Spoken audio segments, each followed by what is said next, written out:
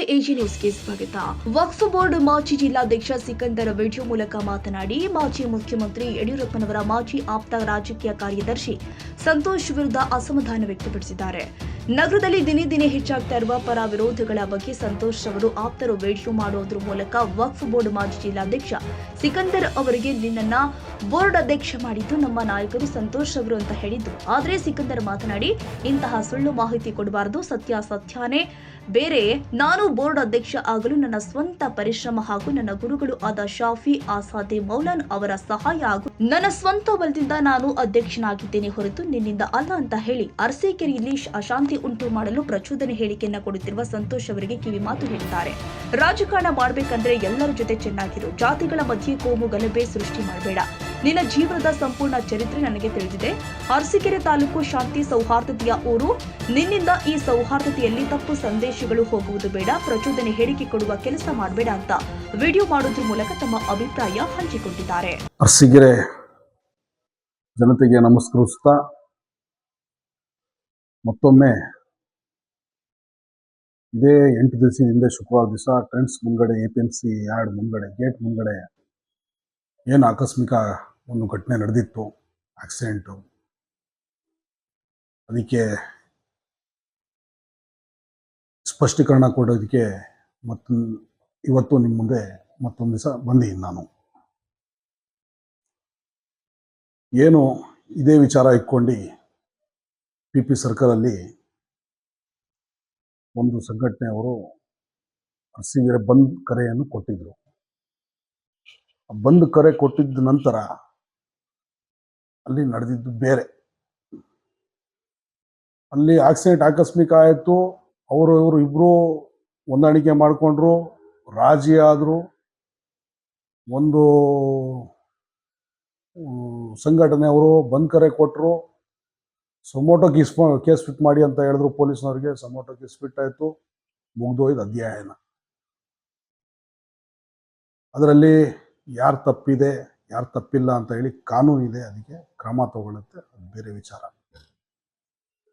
ಆ ಬಂದ್ ಕರೆ ಕೊಟ್ಟಿದ್ದ ದಿವಸ ಇದೇ PP ಸರ್ಕಲಲ್ಲಿ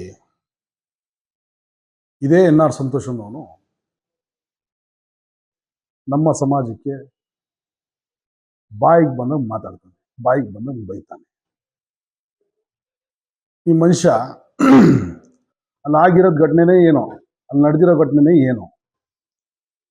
ಅವತ್ತೇ ಅದು ಆಗಿರೋ ಘಟನೆ ಸಂಜೆನೇ ಈ ಮನುಷ್ಯ ಹೇಳ್ತಾನೆ. ನಾನು ನೋಡಿದೆ ಈ ಮನುಷ್ಯನ ವಿಡಿಯೋ, ಈ ಮನೇಲಿ ಕೂತ್ಕೊಂಡು ಇವನ್ ಮನೇಲೆ ಹೇಳ್ತಾನೆ,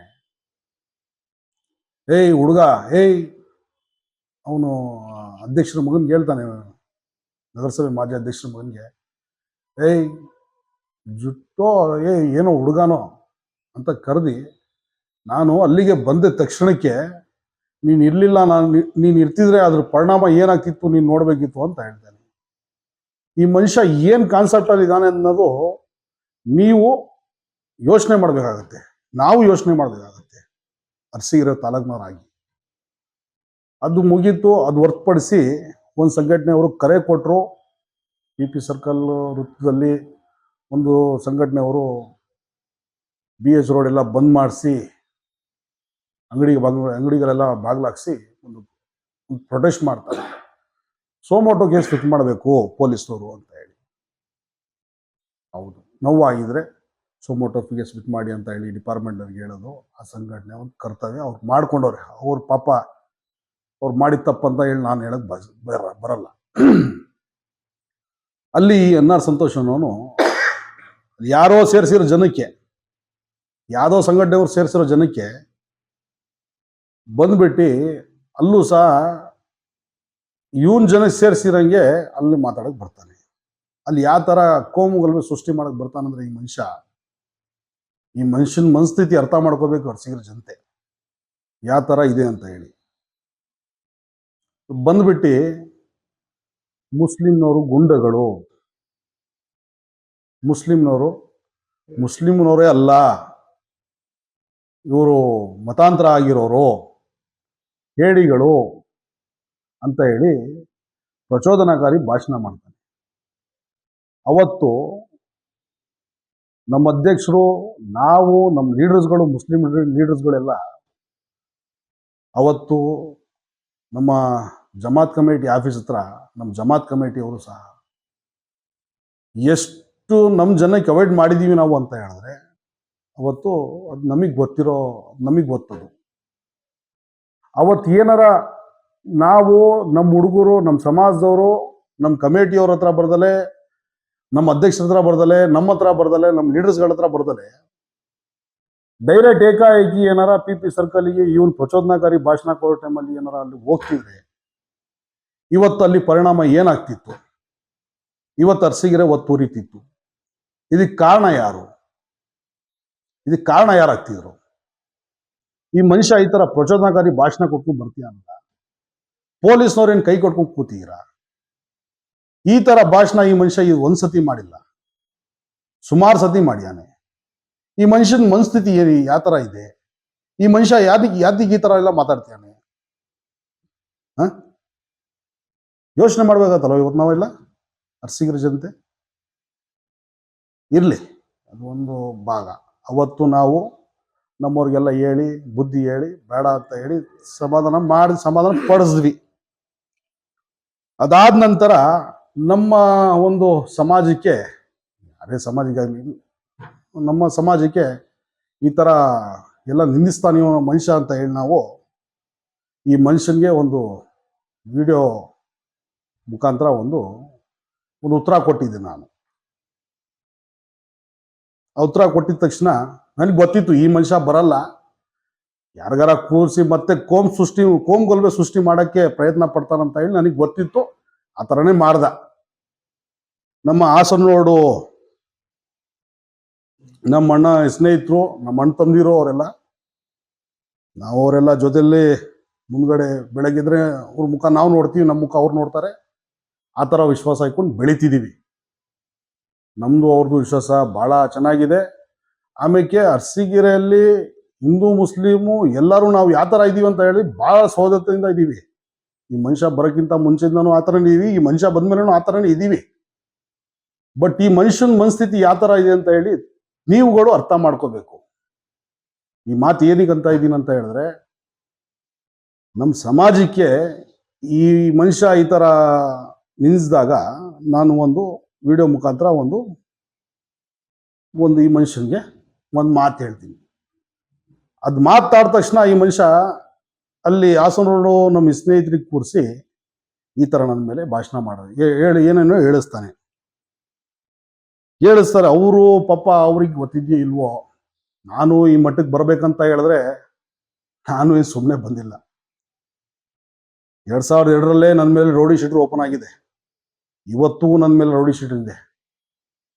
ಈ ಮಟ್ಟಕ್ಕೆ ಬರ್ಬೇಕಂತ ಹೇಳಿದ್ರೆ ನಾನು ಭಾಳ ಕಷ್ಟಪಟ್ಟಿದ್ದೀನಿ. ನನ್ನ ಮೇಲೂ ಹೆಚ್ಚು ಕಡಿಮೆ ನನ್ನ ಒಂದು 30 ಕೇಸೇನೋ ಇದ್ವು. ಎಲ್ಲದು ಗಲಾಟೆ ಕೇಸು. ರಾಜಕಾರಣದಲ್ಲಿ ಸುಮ್ಮನೆ ಹಾಕ್ಸಿದ್ರು. ಆಮೇಲೆ ನಾನು ಅಮಾಯಕರ ಮೇಲೆ ಯಾರ ಮೇಲೂ ಹೋಗಿಲ್ಲ. ಆ ಎಲ್ಲ 30 ಕೇಸು ಮುಗಿಸ್ಕೊಂಡು ಬಂದು ಈ ದೊಡ್ಡ ಮಟ್ಟ ರಾಜಕಾರಣಕ್ಕೆ ನಾನು ಬಂದು ನಿಲ್ಬೇಕಂತ ಹೇಳಿದ್ರೆ ನಂದು ಒಂದು ಭಾಳ ಶ್ರಮ ಇದೆ ಇದರಲ್ಲಿ. ಏಕಾಏಕಿ ನಮ್ಮ ಸ್ನೇಹಿತರು ಒಬ್ರು, ಯಾರೋ ಅವ್ರ ಹೆಸರೇನೋ ಅಂತ ಗೊತ್ತಿಲ್ಲ, ಅವ್ರು ಬಂದು ನಮ್ಮ ತಮ್ಮದ್ರಿಗೆ ಬಿಡ್ತೀನಿ, ನಾನು ಬರಲ್ಲ. ನೀನು ಹೇಳ್ತಿರೋ ಮಾತಿಗೆ ನಾನು ತಿರುಗೇಟ್ ಕೊಡಕ್ಕೆ ಹೋದ್ರೆ ಅದಕ್ಕೂ ಕೋಮುಗಲಭೆ ಸೃಷ್ಟಿ ಆಗೋ ಮಾತಾಗತ್ತೆ. ಬಟ್ ಬೇಡ, ನಾನು ಸಹ ನಿಮ್ಗೆ ಹೇಳ್ತಾ ಇದ್ದೀನಿ, ಬುದ್ಧಿ ಮಾತು ಹೇಳ್ತಾ ಇದ್ದೀನಿ. ನೀವು ಹೇಳಿದ್ರಿ 5:10 ಅಂತ ಏನೋ ಹೇಳಿದ್ರಿ. 5:10 ಅಲ್ಲಿ ಶುಲಿಗೌಡ ಹತ್ರ ಹೋದೆ, ಸಂತೋಷ್ ಹತ್ರ ಹೋದೆ ಅಂತ ಹೇಳ್ತಿದ್ದೀರ. ಹೌದು, ನನಗೆ ನೋವಾದಾಗ ನನ್ನ ನೋವು ವ್ಯಕ್ತಪಡಿಸಿ ನಾನೇನು ಸಂತೋಷ್ ಹತ್ರ BJPಗೆ ಹೋಗಿರಲಿಲ್ಲ. ನಾನು JDS ಅಲ್ಲಿ ಗೆದ್ದಿದ್ದೆ, JDS ಅಲ್ಲೇ ಇದ್ದೆ, JDS ಅಲ್ಲೇ ಮುಂದುವರೆದೆ. ಆಯ್ತಾ? ಅದಾದ ನಂತರ ಈ ಮನುಷ್ಯ ಏನೇನು ಮಾಡಿದಾನೆ, ಯಾವ ಥರ ನಮಗೆ ಮಿಸ್ಗೈಡ್ ಮಾಡಿ 7 ಜನ ಸದಸ್ಯತ್ವ ತೆಗ್ದಾನೆ, ಈ ಅರಸೀಕೆರೆ ಜನತೆ ಗೊತ್ತಿಲ್ಲ ಅಂತ ತಿಳ್ಕೊಂಡಿದ್ದೀರಾ? 5:10 ಅಂತ ನೀವು ಹೇಳ್ತೀರಾ. ನಾವು ನಮ್ಮ ಹೆಸರು ಹೇಳ್ಕೊಂಡು ಎಷ್ಟು ಕೋಟಿ ನಗರಸಭೆಯಲ್ಲಿ ಇವನು ದೋಚ್ಕೊಂಡು ಹೋಗಿದಾನಂತ ಹೇಳಿ ಇದ್ರ ಬಗ್ಗೆ ನಾವು ಮುಂದಿನ ದಿವಸ ನಾನು ಹೇಳ್ತೀನಿ. ನಮ್ಮ 7 ಜನಕ್ಕೆ ಮೋಸ ಮಾಡಿ, ನಮ್ಮ 7 ಜನಕ್ಕೆ ಇವನು ಏನೇನು ಹೇಳಿ ಎಷ್ಟು ಕೋಟಿ ನಗರಸಭೆಯಲ್ಲಿ ದುಡ್ಡು ಇವನು ನೋಡ್ಕೊಂಡು ಹೋಗಿದ್ದಾನೆ ನಾನು ಹೇಳ್ತೀನಿ ಮುಂದಿನ ದಿವಸಗಳಲ್ಲಿ. ಒಂದು ಇನ್ನೊಂದು, ನಮ್ಮ ಸ್ನೇಹಿತರಿಗೆ ಗೊತ್ತಿಲ್ಲ ಪಾಪ, ನಮ್ಮ ಶಿವನ್ ಅವ್ರಿಗೆ ಗೊತ್ತಿತ್ತು ವಿಚಾರ, ಅದು ಒಗ್ಬೋರ್ಡ್ ವಿಚಾರ. ಅವ್ರ ಪಾಪ ನಾನು ನೋಡಿದ್ದೆ, ವಿಡಿಯೋ ನೋಡ್ತಿದ್ದೆ, ಶಿವನವ್ರಿಗೆ ಗೊತ್ತಿರೋದಕ್ಕೆ ಶಿವನವ್ರು ಮಾತಾಡೋಕೆ ಹೋಗಿಲ್ಲ, ಒಗ್ಬೋರ್ಡ್ ವಿಚಾರನೂ ಮಾತಾಡೋಕೆ ಹೋಗಿಲ್ಲ. ಇದೇ ನಾನು ಒಗ್ಬೋರ್ಡು ಅಧ್ಯಕ್ಷ ಬರೋ ಟೈಮಲ್ಲಿ ಶಾಫಿ ಸಾದಿ ಅಂತ ಹೇಳಿ ನಮ್ಮ ಒಬ್ರು ಗುರುಗಳು ಕರ್ನಾಟಕ ಒಗ್ಬೋರ್ಡ್ ಚೇರ್ಮನ್ ಆಗಿದ್ರು. ಅವರಿಗೆ ಹುಬ್ಳಿ ಅವ್ರಿಗೆ ಒಬ್ರಿಗೆ ಚೇರ್ಮನ್ ಮಾಡಿ, ಹುಬ್ಳಿ ಡಿಸ್ಟಿಕ್ ಚೇರ್ಮನ್ ಮಾಡಿ, ಒಬ್ರಿಗೆ ಲಷ್ಕರಿ ಅಂತ ಹೇಳಿ ಒಬ್ರಿಗೆ ಅವ್ರ ಹೆಸರು. ಕೇಂದ್ರ ಸಚಿವರು ಅಮಿತ್ ಶಾ ಅವರು ಆ ಲಷ್ಕರಿ ಅನ್ನೋನ್ಗೆ ಅವ್ನು ಬಿಜೆಪಿ ಒರಿಜಿನಲ್ ನಮ್ಮವನು, ಅವ್ರಿಗೆ ಲೆಟರ್ ಕೊಟ್ಟು ಕಳಿಸಿದ್ರು ಅಮಿತ್ ಶಾ ಅವರು. ಪ್ರಹ್ಲಾದ್ ಜೋಶಿ ಲೆಟರ್ ಕೊಟ್ಟಿದ್ರು. ಲಷ್ಕರಿ ಅನ್ನೋನು ನಮ್ಮವನು, ಲಷ್ಕರಿ ಅನ್ನೋನು ಬಿಜೆಪಿಲಿದ್ದ, ಮುಸ್ಲಿಮ್ಸು. ಆ ನಮ್ಮ ಗುರುಗಳಿದಾರಲ್ಲ ಶಾಫಿ ಸಾದಿ ಅವರು, central minister Amit Shah letter ಕೊಟ್ಟಿದ್ರು, ಪ್ರಹ್ಲಾದ್ ಜೋಶಿ ಲೆಟರ್ ಕೊಟ್ಟಿದ್ರು, ಅರವಿಂದ್ ಬೆಲ್ಲಾಳ್ ಲೆಟರ್ ಕೊಟ್ಟಿದ್ರು, ಮತ್ತೆ ಅವ್ರದ್ದು ಹೊರತುಪಡಿಸಿ ಯಾರ್ಯಾರೋ ಲೆಟರ್ ಕೊಟ್ಟಿದ್ರು ಬಿಜೆಪಿ ಮಿನಿಸ್ಟರ್ಗಳು. ಅವಾಗ ಮಿನಿಸ್ಟರ್ಗಳು ಕೊಟ್ಟಿದ್ರು ಸಹ ನಮ್ಮ ಶಾಫಿ ಸಾದಿ ಮೌಲಾನಾ ಅವರು ಅದೆಲ್ಲ ಹೊರತುಪಡಿಸಿ ಅವ್ರಿಗೆ ಮಾಡಿಲ್ಲ. ಈ ಮನುಷ್ಯನ್ಗೆ ನೀವು ಹೇಳ್ತೀರಾ ಇವರು ಒಗ್ಬೋರ್ಡ್ ಅಧ್ಯಕ್ಷರು ನಿಮಗೆ ಮಾಡ್ರು ಅಂತ ಹೇಳಿ.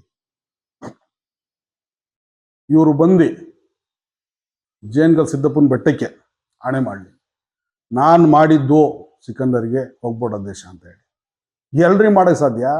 ಇದೇ ಇವ್ರು ಪೊಲಿಟಿಕಲ್ ಸೆಕ್ರೆಟರಿ ಇದ್ದಾಗ NDP ಅವರಿಗೆ ಪ್ರಾಧಿಕಾರದಿಂದ ಕೆಳಗಡೆ ಇಳಿಸಿದಾಗ, ಸೆಕೆಂಡ್ ಟರ್ಮ್ ಪ್ರಾಧಿಕಾರ ರಚನೆ ಆದಾಗ, ಇದೇ ಕಾಟಿಗೆರೆ ಪ್ರಸನ್ನ ಕುಮಾರ್ ಅವರು ಅಧ್ಯಕ್ಷರಾಗಿ ಬಂದಾಗ, ಇದೇ ತೇಜಸ್ಸು ಅವು ಇವರೆಲ್ಲ ಮೆಂಬರ್ಸ್ ಆಗಿ ಬಂದಾಗ, ಈ ಮನುಷ್ಯನ್ ಏನು ನಡೆದಿಲ್ಲ. ಪೊಲಿಟಿಕಲ್ ಸೆಕ್ರೆಟರಿ ಇದ್ರು ಆ ಟೀಮು ಮಾಡ್ಕೊಬಂತು. ಆವಾಗ ಯಡಿಯೂರಪ್ಪ ಟೀಮು ಮಾಡ್ಕೊಬಂತು. ಈ ಮನುಷ್ಯನ್ ನಡೆದಿಲ್ಲ. ಅದು ಹೊರತುಪಡಿಸಿ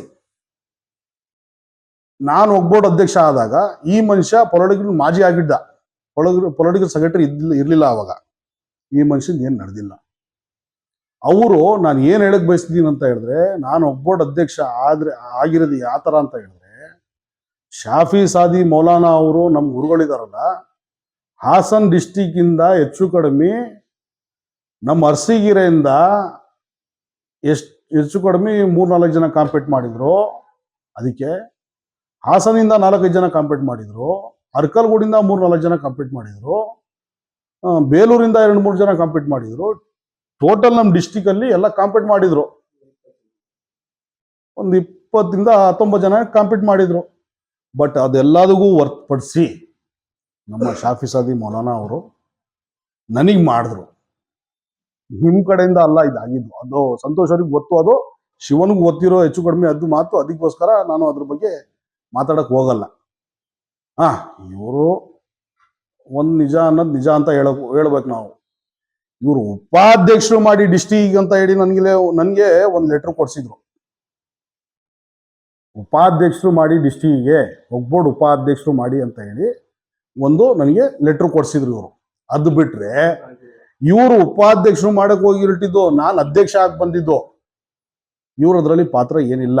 ಇರ್ಲಿ ಪಾಪ, ಅದು ಸಂತೋಷಗೂ ನಮಗೆ ಗೊತ್ತಿರೋ ವಿಚಾರ, ಅದು ಬೇರೆಯವ್ರಿಗೆ ಗೊತ್ತಿಲ್ಲ ಅನ್ಸುತ್ತೆ. ಅದ್ರ ಬಗ್ಗೆ ಗೊತ್ತಿಲ್ಲದಲ್ಲೇ ಮಾತಾಡ್ಯಾರ ನಮ್ಮ ಸ್ನೇಹಿತರು. ಪಾಪ ಇರ್ಲಿ. ನಮ್ಮ ಸ್ನೇಹಿತರು, ಹಾಸನೋಡಿ ಸ್ನೇಹಿತರಿಗೆ ಏನ್ ಹೇಳಕ್ ಬಯಸ್ತೀನಿ ನಾನು ಅಂತ ಹೇಳಿದ್ರೆ, ನೀವು ಈ ತರ ನಿಮ್ಮ ನಾಯಕರಿಗೆ ಹೇಳಿದ ತಕ್ಷಣ ಓಡ್ ಬಂದು ನಮ್ಮ ನಾಯಕರಿಗೆ ಈ ತರ ಹೇಳ್ಬೇಡಿ ಅಂತ ಹೇಳ್ತೀರಾ. ಅಲ್ಲ ಕಣ್ರಿ, ನಮ್ಮ ಸಮಾಜಕ್ಕೆ ಬೈದಿಯಾನವನು, ನಮ್ಮ ಸಮಾಜಕ್ಕೆ ಬೈದಿಯಾನೆ. ನಮ್ಮ ಸಮಾಜಕ್ಕೆ ಬಂದ್ರೆ ನಾವು ಬೈದ್ರು ನಾವು ಕೈ ಕಟ್ಕೊಂಡು ಕೂತ್ಕೋಬೇಕಾ? ಬೇಡ. ಈ ವಿಚಾರದಲ್ಲಿ ದಯವಿಟ್ಟು ರಿಕ್ವೆಸ್ಟ್ ತಿಳ್ಕೊಳ್ಳಿ. ಅಥವಾ ನಾನು ಏನೋ ಬೇರೆ ಥರ ಹೇಳಿದೆ ಅಂತಾರ ತಿಳ್ಕೊಳ್ಳಿ. ನಮ್ಮ ಸಮಾಜಕ್ಕೆ ಬೈದಾಗ ನಾವು ನಮ್ಮದು ಒಂದು ಆಕ್ರೋಶ ವ್ಯಕ್ತಪಡಿಸ್ಕೊಳಕ್ ನೀವು ನಮಗೆ ಕೊಟ್ಟಿಲ್ಲ ಅಂದ್ರೆ, ಬರೀ ನಿಮ್ಮ ಗುರುಗಳಿಗೆ ಹೇಳಿದ ತಕ್ಷಣ ನೀವು ಬಂದು ಒಂದು ಬೈಟ್ ಕೊಡ್ತೀರಾ, ಒಂದು ಮಾತಾಡ್ತೀರಾ ಅಂದ್ರೆ, ನಮ್ಮ ಸಮಾಜಕ್ಕೆ ನೀವು ಅವ್ನು ಮಾತಾಡಿದಾಗ ಅವನ ಬಗ್ಗೆ ನಾವು ಮಾತಾಡೋಕೆ ಹೋಗ್ಬಾರ್ದ? ನಿಮಗೆ ಗೊತ್ತಿಲ್ಲ. ದಯವಿಟ್ಟು ನೋಡ್ರಿ, ನಾನು ಹೇಳ್ತೀನಿ ಕೇಳಿ. ಆ ಮನುಷ್ಯ ಭಾಳ ಮೋಟಿವೇಟ್ ಮಾಡೋ ಪರ್ಸನ್ನು. ಆ ಮನುಷ್ಯನ ಬಗ್ಗೆ ನಾನು ನೊಣಕೆರೆಯಿಂದ ಕ್ಯಾಂಪಸ್ಸಲ್ಲಿ ಹತ್ಕೊಂಡು ಹೋದ್ನಲ್ಲ ಯಡಿಯೂರಪ್ಪರ ಮನೆಗೆ, ನೊಣಕೆರೆಯಿಂದ ಬೆಂಗಳೂರು ಹೋಗಿ ಪೊಲಿಟಿಕಲ್ ಸೆಕ್ರೆಟರಿ ಎಷ್ಟು ದಿವಸ ಆಗಿದ್ದ ಈ ಮನುಷ್ಯ, ಎಷ್ಟು ದಿವಸ ಯಡಿಯೂರಪ್ಪನ PA ಆಗಿದ್ದ, ಯಡಿಯೂರಪ್ಪನ ಮೊಮ್ಮಗ ಯಾವ ಥರ ಇವಯ್ಯ, ಹೆಂಗೆ ಏನು, ವಿನಯ್ಗೂ ಇವನ್ಗೆ ಯಾವ ಥರ ಜಗಳ ಆಯಿತು, ಏನಕ್ಕೆ ಜಗಳ ಆಯಿತು, ಆಮೇಲೆ ಯಡಿಯೂರಪ್ಪರ ಮನೆಯಲ್ಲಿ ಯಡಿಯೂರಪ್ಪರ CM ಇದ್ದಾಗ ಇವನು ಪೊಲಿಟಿಕಲ್ ಸೆಕ್ರೆಟರಿ ಹಿಡಿದ ತಕ್ಷಣ ಎಷ್ಟು ಜನಕ್ಕೆ ಕೆಲಸದಿಂದ ತೆಗೆದ್ರು, ಏನೇನು ಮಾಡಿದ್ರು, ಹೆಂಗಾಯ್ತು, ಯಾವ್ಯಾವಾಯ್ತು, ಇವನ್ ಮದುವೆಯಿಂದ ಹಿಡ್ದು ಇಲ್ಲಿ ಇವಾಗ ಇರೋ ಮನೆ, ಇವ್ರು ರಾಜಕಾರಣ ಮಾಡ್ತಿರಲ್ಲ ಸಂತೋಷ್ ಅವರು, ಆ ಮನೆ ಯಾರು ತಗೊಂಡಿದ್ದು, ಅದು ಎಲ್ಲಿಂದ ಬಂದು ದುಡ್ಡು, ವಾಲ್ವೋ ಕಾರ್ ಯಾರ್ದು ತಿರುಗ್ತಿರೋದು, ಇವಾಗ ಪ್ರೆಸೆಂಟ್ ಇರೋ ಕಾರು ಯಾವುದು, ಅದು ಇನೋವಾ ಅಲ್ಲ, ಎಂಡವರು ಯಾರ್ದು, ಯಾರು ಕೊಡ್ಸಿರೋದು, ಎಲ್ಲದು ಬಿಚ್ಚಿಡ್ಬೇಕಾದ ನಾನು ಸಂತೋಷ್. ನನ್ನಿಂದ ಚಿಕ್ಕವರು ಅಂತ ಹೇಳ್ತೀನಿ. ಆಯ್ತು, ಇವತ್ತು ನಿಮ್ಗೆ ಬುದ್ಧಿ ಮಾತು ಹೇಳ್ತೀನಿ. ನೀವು ರಾಜಕಾರಣದಲ್ಲಿ ಬೆಳೆದಿದ್ದೀರಾ, ನಿಮ್ದು ಸ್ವಾರ್ಥ ಇದೆ, ರಾಜಕಾರಣ ಮಾಡಿ, ಅನೇಕಾರಕವಾಗಿ ರಾಜಕಾರಣ ಮಾಡಿ, ಒಳ್ಳೆ ರೀತಿ ರಾಜಕಾರಣ ಮಾಡಿ, ಎಲ್ಲರಿಗೂ ಜೊತೆ ತಗೊಂಡೋಗಿ ರಾಜಕಾರಣ ಮಾಡಿ, ಎಲ್ಲರಿಗೂ ಒಗ್ಗೂಡ್ಸ್ಕೊಂಡು ಹೋಗೋ ರಾಜಕಾರಣ ಮಾಡಿ. ಅದು ಬಿಟ್ಟು ನಾನು ಹೇಳ್ತೀನಲ್ಲ, ನಾನು ನಿಮ್ಮ ಒಳ್ಳೆತನ ನೋಡಿ ನಾನು ಬರ್ಬೋದು, ಟಿಪ್ಪುನೂ ಬರ್ಬೋದು, ನಮ್ಮ ಸಮಾಜನೂ ಬರ್ಬೋದು, ಎಲ್ಲರೂ ಬರ್ಬೋದು. ಅದು ಬಿಟ್ಟು ಕೋಮ್ಗಳನ್ನ ಸೃಷ್ಟಿ ಮಾಡೋದು, ಮಾಡೋದಾಗ್ಲಿ, ಸಮಾಜಕ್ಕೆ ಜಗಳಾಡೋ ಮಾತಾಗ್ಲಿ, ಇನ್ನೊಂದು ಸಮಾಜದ ಮೇಲೆ ಎತ್ಕಟ್ಟೋದಾಗ್ಲಿ, ಇನ್ನೊಂದು ಸತಿ ನಮ್ಮ ಸಮಾಜದ ಮೇಲೆ ಏನಾರ ಹೇಳೋದಾಗ್ಲಿ ಮಾಡಿದ್ರೆ ಇದ್ರ ಪರಿಣಾಮ ಬೇರೆದಾಗತ್ತೆ. ದಯವಿಟ್ಟು ಆಮೇಲೆ ಯಾರೋ ಪಾಪ ಹುಡುಗರು ಯಾರೋ ಇವರೇ ಫೇಕ್ ID ಮಾಡಿಸ್ಕೊಂಡಾರೋ ಒಂದು 50-100 ಫೇಸ್ಬುಕ್ಕಲ್ಲಿ ಅಂತ ಹೇಳಿ ನಾನು ಕೇಳಿದೆ. ಅದು ಎಷ್ಟು ಕೆಟ್ಟದಾಗಿ ಅದರಲ್ಲಿ ಫೇಸ್ಬುಕ್ಕಲ್ಲಿ ಕಮೆಂಟ್ ಮಾಡಿದ್ದೀರಾ ಅಂತ ಹೇಳಿದ್ರೆ, ನಿಮ್ಮ ಮನೆಯಲ್ಲಿ ಅಕ್ಕ ತಂದಿರಿಲ್ವಾ? ಆ ಥರನೇ ನಮ್ಮ ಸಮಾಜಕ್ಕೆ ಬೈದಂಗೆ ನಿಮ್ಮ ಮನೆಯವ್ರಿಗೆ ಏನಾರ ಬೈದಿದ್ದಿಯವರು ಆ ಥರ ಕಮೆಂಟ್ಸ್ಗಳು ಹಾಕ್ತಿದ್ರೆ ನಿಮ್ಗೆ ಎಷ್ಟು ಹೋಗ್ತಿತ್ತು ಗೊತ್ತಾ? ಇಲ್ಲಿ ನನಗೆ ಬೈದಿಲ್ಲ, ನಮ್ಮ ಸಮಾಜಕ್ಕೆ ಬೈದಿಯಾನ ಮನುಷ್ಯ, ಗೊತ್ತಾ ನಿಮಗೆ? ನಮ್ಮ ಸಮಾಜಕ್ಕೆ ಬೈದಾಗ ನಮ್ಮ ನೋವು ವ್ಯಕ್ತಪಡಿಸ್ಕೊಳಕ್ ನಾವು ನಮಗೆ ಅವಕಾಶ ಮಾಡಿಕೊಟ್ಟಿಲ್ಲ ಅಂತ ಹೇಳಿದ್ರೆ, ನೀವೆಂತ ಮನಸ್ಥಿತಿ ಇಟ್ಕೊಂಡಿರೋ ಅಂತ ಹೇಳಿ ನಿಮಗೆ ಕೇಳಕ್ ಬಯಸ್ಬೇಕಾದ ನಾನು. ದಯವಿಟ್ಟು ಇಂಥ ಮೆಸೇಜ್ಗಳು ಮಾಡಕ್ ಹೋಗ್ಬೇಡಿ. ಅಂಥ ಮೆಸೇಜ್ಗಳು ಮಾಡಿದ್ರು ನೀವೇ ಅನುಭವಿಸ್ಬೇಕಾಗತ್ತೆ ಹೊರತು ನಾವಂತೂ ಏನು ಮಾಡೋಕ್ಕಾಗಲ್ಲ. ಇರಲಿ, ನಾನು ಹೇಳ್ತಿರೋದು ಏನಂತ ಹೇಳಿದ್ರೆ ಬುದ್ಧಿ ಮಾತು. ಆ ಮನುಷ್ಯ ಇದ್ದಾನೆ, ನನಗೆ ಬಂದು ಡೈರೆಕ್ಟ್ ಮಾತಾಡಲಿ, ಇಲ್ಲ ನನಗೆ ಹೇಳಲಿ, ಅವ್ನು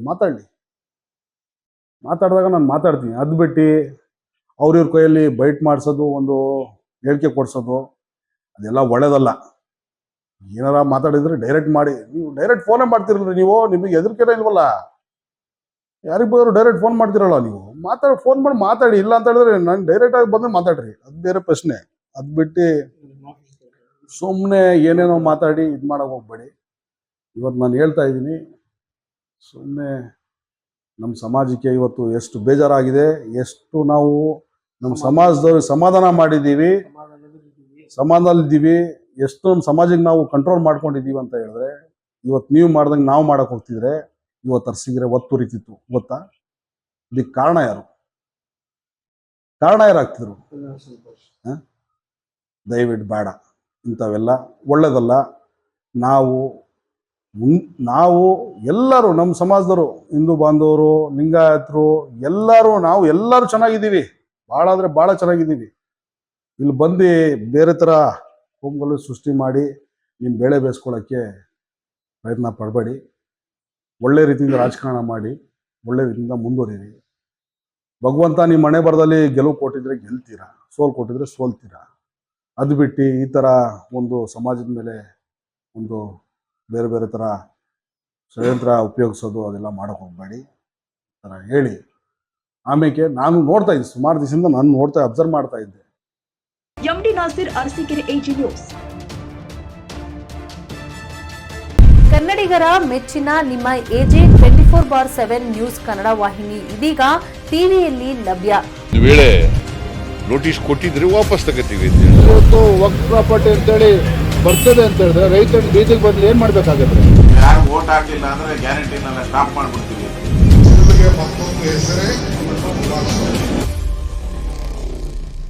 ಕರ್ನಾಟಕ ಮತ್ತು ದೇಶ ವಿದೇಶ 360 ಡಿಗ್ರಿ ಸುದ್ದಿ ಹಾಗೂ ಉತ್ತರ ಕರ್ನಾಟಕ, ಬೆಳಗಾವಿ, ಬಾಗಲಕೋಟೆ, ಧಾರವಾಡ, ಹಾವೇರಿ, ಗದಗ, ಬಿಜಾಪುರ ಜಿಲ್ಲೆಯ ಕ್ಷಣ ಕ್ಷಣದ ವಿವರವನ್ನ ಪಡೆಯುವುದಕ್ಕೆ ಎಜೆ 24/7 ನ್ಯೂಸ್ ಕನ್ನಡ ವಾಹಿನಿಯನ್ನ ಲೈಕ್ ಮಾಡಿ, ವಿಡಿಯೋಗಳನ್ನ ಶೇರ್ ಮಾಡಿ, ಕಮೆಂಟ್ ಮಾಡುವ ಮೂಲಕ ನಮ್ಮ ವಾಹಿನಿಗೆ ಸಹಕಾರ ನೀಡಿ ಮತ್ತು ಚಾನೆಲ್ ಅನ್ನ ಸಬ್ಸ್ಕ್ರೈಬ್ ಮಾಡಿ.